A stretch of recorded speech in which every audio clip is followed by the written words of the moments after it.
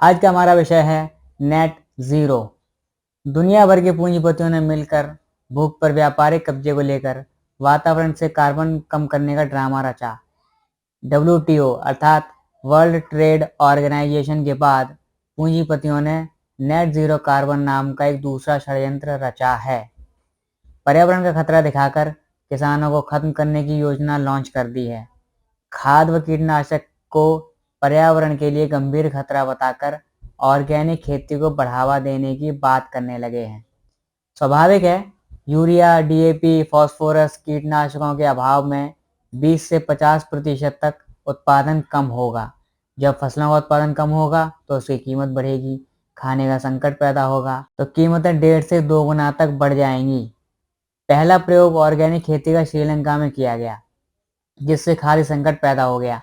खाद्य पदार्थों का बड़े स्तर पर आयात करना पड़ा, अर्थव्यवस्था चरमरा गई और लागू करने वाले को देश छोड़कर भागना पड़ा। नेट ज़ीरो को 2050 तक लागू करने के लिए यूरोपियन यूनियन ने नीतियां लागू करनी शुरू कर दी। ऑर्गेनिक खेती पर जोर, ट्रैक्टर, डीजल पर करों में बढ़ोतरी की गई। यूनियन के 27 देशों में एक साथ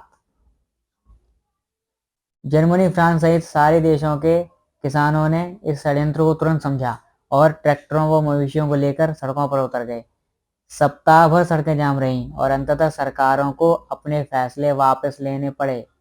प्रिंस चार्ल्स का खाना सबसे सुरक्षित ऑर्गेनिक होता है। अपना अलग खेत है। विशेषज्ञों की टीम खेती से लेकर थाली तक तैनात रहती है। उनको कैंसर हो गया, कैसे? आपके विवेक पर छोड़ता हूँ। बिल गेट्स अमेरिका का सबसे बड़ा किसान है।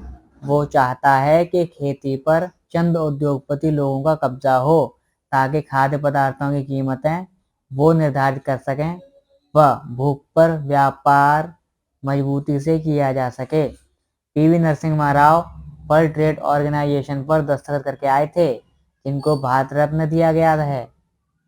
नेट ज़ीरो 2070 तक लागू करने की कहकर हमारे मोतीलाल दस्तखत करके आए हैं।